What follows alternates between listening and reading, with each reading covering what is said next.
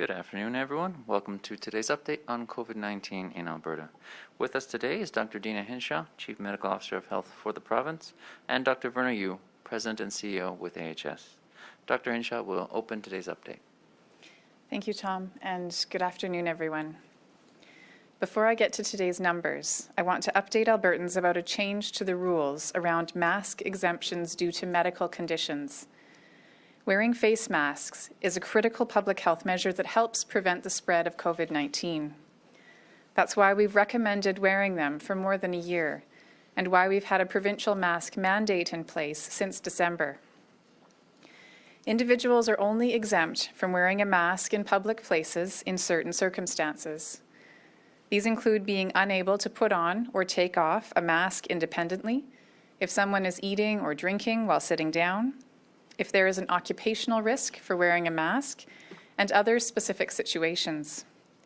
In addition, there are a very limited number of health issues for which a mask exemption is possible. To help prevent spread and make sure that people are masking appropriately, we are clarifying what these health issues are based on best currently available evidence. These conditions are sensory processing disorders, developmental delay or cognitive impairment, mental illness disorders, facial trauma or recent oral or jaw surgery, contact dermatitis or allergic reactions to mask components, or clinically significant acute respiratory distress. Effective today, in order to verify that someone has a medical condition that makes them unable to wear a mask, Albertans with these conditions will require a medical exception letter from a health professional. This letter is important to have, especially if requested by enforcement officials for not complying with the legal requirement to wear a mask in indoor public spaces. Letters must come from a nurse practitioner, physician, or psychologist. More details about what needs to be included in this letter are available online, and guidance has been shared with the professional colleges of the healthcare practitioners who are authorized to write these letters. We are modeling this after the approaches already being used in Saskatchewan and Quebec, as well as resources developed by the Manitoba College of Physicians and Surgeons. This change is not meant to punish people unfairly. It's meant to ensure anyone who is capable of wearing a mask complies with this important public health measure, intended to keep us all safe, which is especially important during this third wave of COVID-19 in the province. Turning to today's update, we have now administered more than 2 million doses of COVID-19 vaccine in Alberta. Thank you to every single person who has gotten their shot. Please encourage everyone you know to be immunized. One of the most powerful ways to address vaccine hesitancy is hearing from someone you know and trust. Over the next 7 days, there are more than 328,000 appointments booked for vaccine. If you haven't yet been able to secure an appointment, please keep trying, as more openings will be added as we receive more vaccine. The response has been excellent, and I want to thank every individual who is choosing to be vaccinated. Your decision will make a difference in our collective fight against COVID-19. Over the last 24 hours, we have identified 1,558 new cases of COVID-19 and completed nearly 15,300 tests. Our positivity rate currently stands at 10.6%. There are now 722 people in hospital being treated for COVID-19, including 177 in the ICU. Sadly, I must announce that 9 new deaths were reported to Alberta Health in the last 24 hours. As always, I extend my sympathies to all those who are grieving the loss of someone they loved, no matter the cause. There have been some questions raised about how contact tracing is progressing during this third wave. The President and CEO of AHS, Dr. Verna Yu, will provide an update for you in a moment on this topic. Before we get to that, I want to remind everyone about the importance of self-care during this critical time. This pandemic has been long and very hard.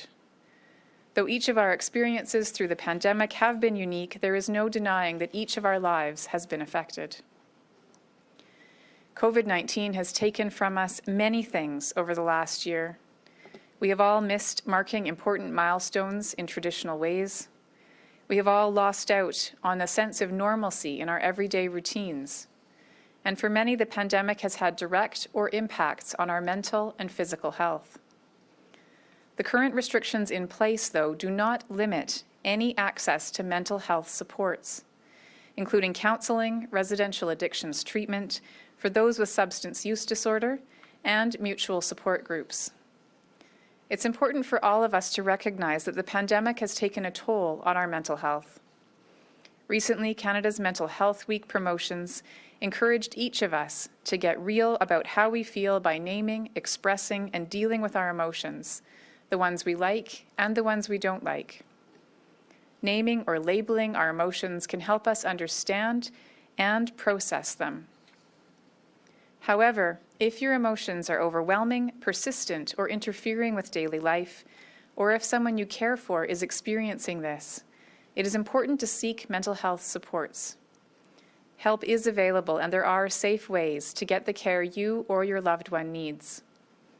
A list of resources and contact information is available on ahs.ca/help-in-tough-times. No matter what we face, we must remember that the enemy we are fighting together is COVID-19, not each other. Please be kind and respectful to those around you, whether the cashier at your grocery store, the bus driver on your daily commute, your co-workers, neighbors, friends, and family. They are all dealing with the worry and stress of the pandemic the best they can. And you can make a difference by extending them the grace and understanding that you would like extended to you. We need each other. No one can do this alone. Thank you, and I'll now invite Dr. Yu to update you on the contact tracing system. Great, thanks very much, Dina. Good afternoon, and thank you for the opportunity to join you today. I will provide an update on contact tracing, and we'll start by saying that I'm very grateful and proud of all the teams working to contact Albertans with potential exposure to COVID-19. Our teams continue to contact and investigate all COVID-19 cases within 24 hours of receiving confirmation of their positive test results.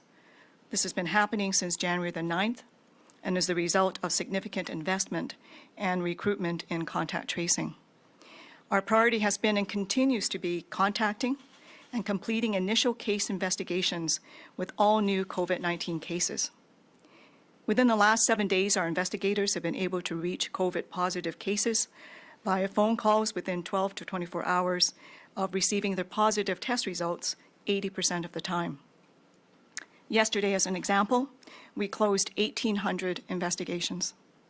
Our second priority is reaching close contacts.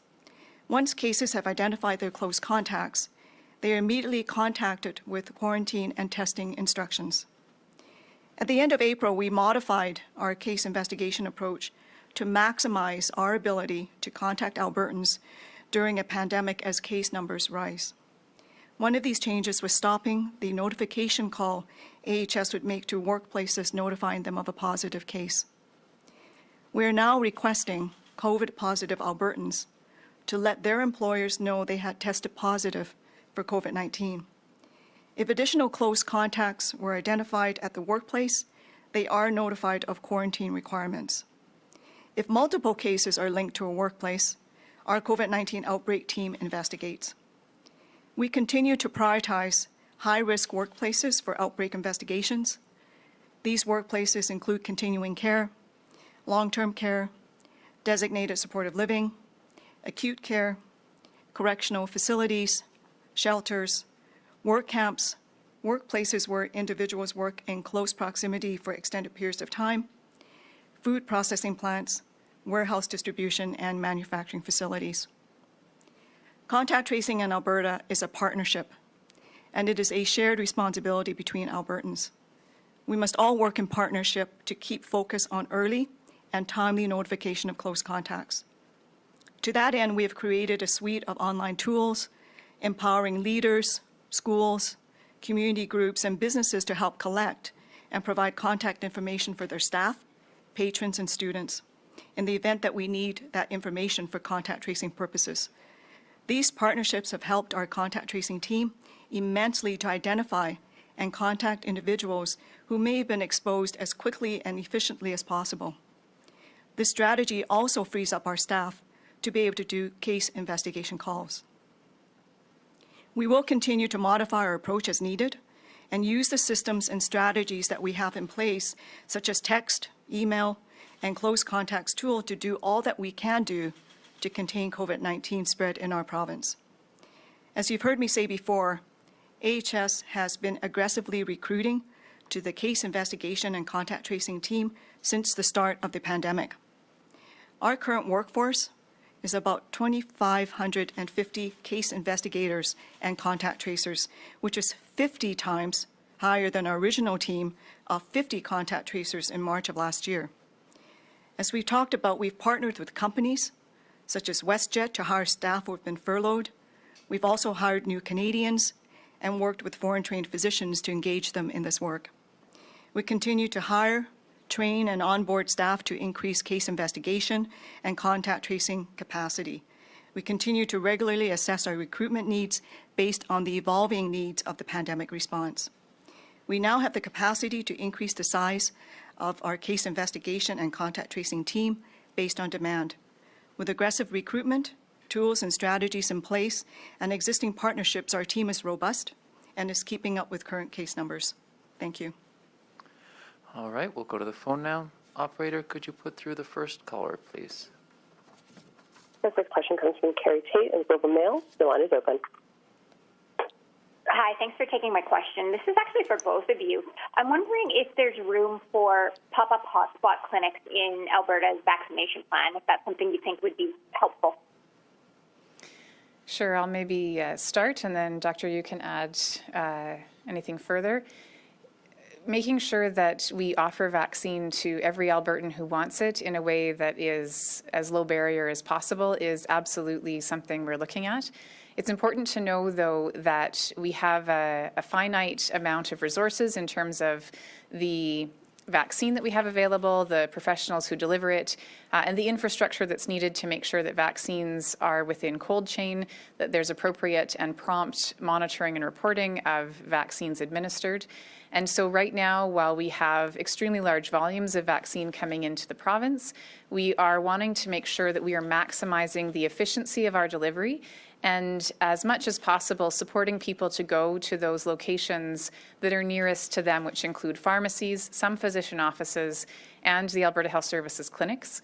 We are looking at areas where perhaps uptake and coverage is not as high as we would like. And it's in those particular areas where the possibility of outreach clinics could play a role. But we need to make sure we're looking at that from a provincial perspective and making sure that we are considering all those who might benefit from it, as well as not diverting resources from the clinics that are providing access to the majority of Albertans. So it is a balance, and we are looking at both options. Dr. Yu, is there anything you'd like to add? No. Carrie, is there a follow-up question? Yes, thank you. Premier Kenney and Dr. Hinshaw, you've repeatedly talked about how Alberta is at risk for having high vaccine hesitancy. You've talked about how there's an ad campaign coming. Can you be a little bit more specific about what Alberta intends to do to reach vaccine hesitant citizens? It's important to know that the term of vaccine hesitancy is a very broad one, and so there are lots of reasons why people might be wanting perhaps more information, perhaps there's barriers to uptake. And so what we're doing right now is working with our teams to look at best current evidence on dealing with different aspects of what people might need to feel comfortable to receive vaccines. And some of that might be more information. Some of that might be the motivation about what is the benefit of receiving a vaccine. Some of that might be more logistics and how we can eliminate the access barriers that might exist. And so that plan that we're working on takes into account all of those different components and looks at our data. Where are those areas where we are seeing perhaps lower coverage, where those particular groups of people could be offered the benefit of perhaps, as I mentioned earlier, outreach clinics or other ways of accessing those individuals to make sure that they have the most reliable information provided to them in a way that's easy for them to access, whether that's through partnerships with people that they trust, local leaders. So again, there's no one-size-fits-all approach. We need to make sure that we're thinking about how people want to receive information and services, providing that in the best way possible across the province. Operator, could you put through the next caller, please? Julia Wong, Global News. Hi, this question is for Dr. Hinshaw. I'm curious why there's a need for this medical exception letter now. We've had a mandatory mask mandate for many months now, so is this because you're seeing people not wear masks, seeing more people not wear their masks, or is this because there's going to be more specific enforcement about this?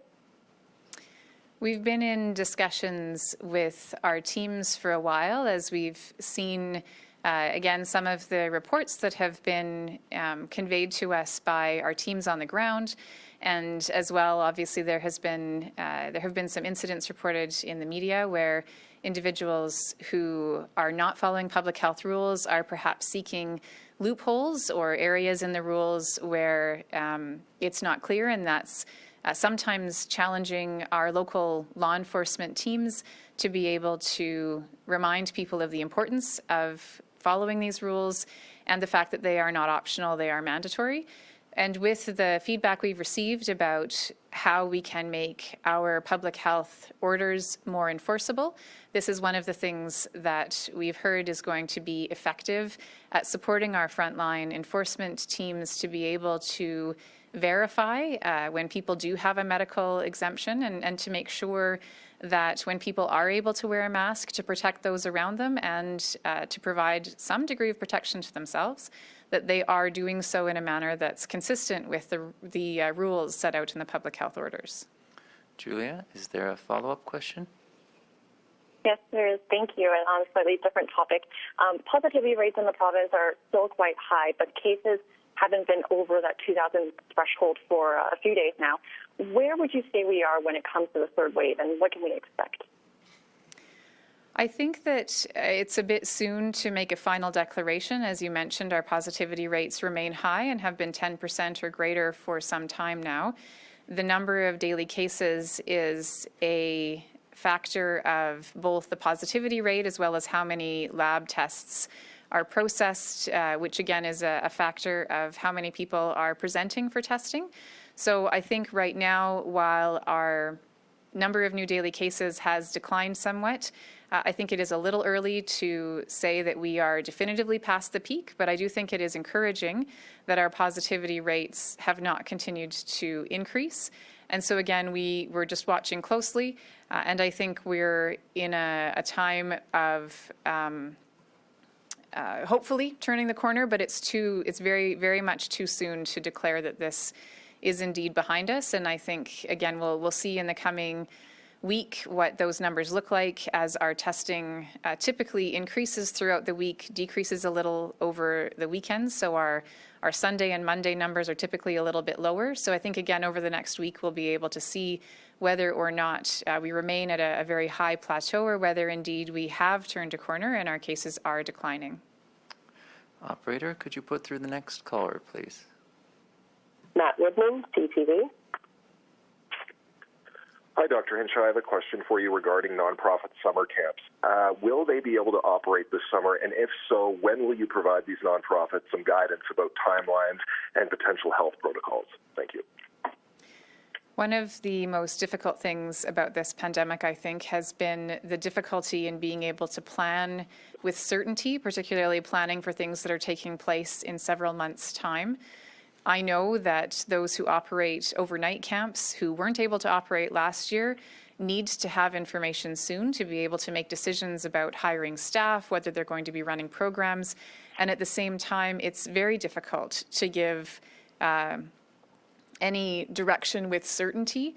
So we continue to work with different stakeholder groups, including those who operate these kinds of camps, and unfortunately have not yet been in a position where we can provide that level of definite certainty. I know that their deadlines are approaching soon in terms of if they're not able to make plans soon, that will impact their summer. We're aware of that. But again, the challenge is that right now we continue to see extremely high case rates. While we are seeing, again, hopefully some early indications that perhaps our numbers are declining, our hospital and ICU numbers continue to go up. And so we need to take all of those things into account as we're considering what the summer might look like. And so, again, I regret the significant impact this is having on people who need to make plans for the summer, but we simply don't know with certainty what the summer will look like yet. Matt, is there a follow-up question? Yeah, just an unrelated question, actually. We just got a statistic out of BC that says more than 98% of that province's recent COVID-19 cases involved people who were either unvaccinated or they had been recently vaccinated, so the antibodies hadn't built up in time, according to health officials. I was wondering if there's any statistics like that available in Alberta. Do we track that kind of stuff?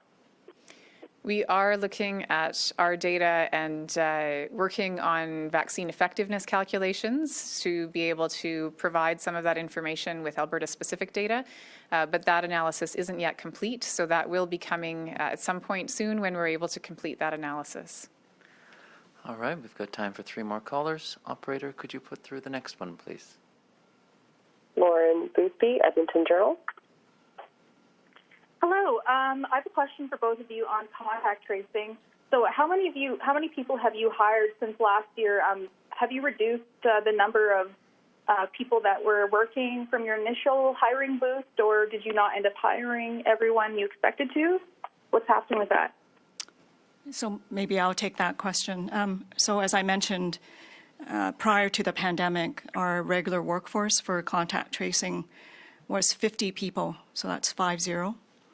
Right now, current as of yesterday, we have about 2,550 people that are actually currently within our workforce.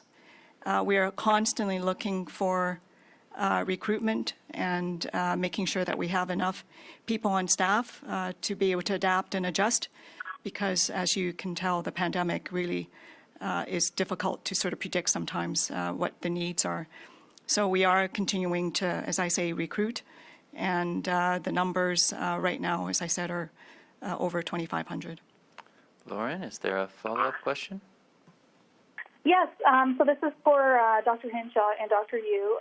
So Dr. Hinshaw said earlier this week that there are positive signs the spread of COVID might be dropping because of our values. But how confident are you that health officials have an accurate view of where we are right now in the pandemic? With the contact tracing system taxed, you're not testing all positive cases for variants.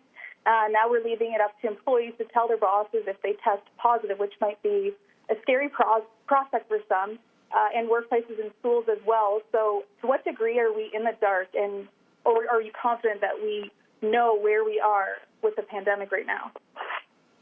With respect to the R value, our positivity rates, and the number of new daily cases, those are metrics that rely on the number of people who present for tests, the number of tests processed by the lab, and that's really all that those particular metrics rely on. Our lab has maintained a very high capacity for testing throughout the pandemic, and you may recall likely about a month or more, perhaps about 6 weeks ago, we made a shift to not offer double testing for all of the close contacts of cases. We know that the second test in somebody who was asymptomatic and had a negative first test had an extremely low positivity rate. And so dropping that particular test did not impact our ability to find cases in a significant way. And so over the last several weeks, those particular metrics, R value, positivity rate, and new cases, have not been impacted by any policy change. Those particular metrics are not impacted by any updates that have been made to the contact tracing protocols. And so with respect to how comparable those numbers are from one week to the next, those numbers are absolutely comparable. We know it has been true throughout the pandemic that we capture approximately 25% when we look at our serology data of the positive cases. So there are more positive cases than we will be finding with our testing. However, again, that has been relatively constant throughout. And so I believe that as we're looking at trends, we are looking at reliable trends over time, and comparing 1 week to the next does give us an indication of where we're at as the pandemic progresses. But of course, what it tells us is only, again, these snapshots in time, and we do need to wait for another week or so before we can determine whether or not the more recent changes in our case counts are part of a declining trend, or whether or not it may be more of a short-term plateau. So again, that I can't say, but I don't believe that any of the adjustments that have needed to be made in the contact tracing process will have had any significant impacts on those 3 metrics that I mentioned, which are our key leading indicators. Operator, could you put through the next caller, please? Lauren Poulin, Global Calgary. Hi, this question is for Dr. Hinshaw. Thanks for taking the time to answer my question this afternoon. You had said earlier last week that earlier second doses are very likely probably not going to have to need that 4 months between doses as the maximum. Can you provide any further details on that? What does the province need to see with phase 3 vaccine offerings before it does move on to second doses? What is the threshold to move on to second doses? Sure. What we want to see is that the vaccines that are coming into the province are moving into the arms of Albertans who want them as quickly as possible. As I mentioned earlier, we've had very good uptake from the populations that are currently eligible, and we want to make sure that we're maximizing offering vaccine, that first dose of vaccine, to all those who want it, and to be able to provide that to as many people as possible, because going from having no protection to having that first dose, which again offers approximately 70 to 80% protection, is a very important boost. We also want to be able to offer second doses, which move people from around that 70 to 80% mark up to about 95%. We want to be able to offer that boost, again, as soon as possible after we have completed the first offering. So we're going to be watching closely to see when our uptake begins to slow in those populations who are eligible for their first dose. If our supply of immunization speeds up, or our supply of vaccines, then again, it's a balance of making sure that we're opening up eligibility as soon as we have the supply to do so. And so again, my estimate would be that by early June, I would believe that we would be able to start offering second doses if our supply arrives as we expect it to, and if the demand continues as we expect it to for first doses. Lauren, is there a follow-up question? Yes, thank you. On a bit of a different topic, it has been several months, I believe 5 months, since Albertans were told that they would be able to get sector-specific transmission data, and it still hasn't been made public yet. Several sectors who have been impacted by these closures are continuing to call for this information to be made public. Do you have any specifics for us today, or when will the province release this information? It's a good question, and our analytics teams have been working on multiple fronts. As you know, there's a lot of need to have accurate, up-to-date local immunization data, and they've been working on that, providing those analytics to our immunization program, as well as doing analytics on the third wave and all of the significant challenges that we've faced in this particular wave of COVID-19. So unfortunately, as our analytics team is a limited group of people, and they're doing a lot of work every day, some of the reports that we had been working on preparing for public release have slowed down a little bit, and one of those is unfortunately that sector-specific report.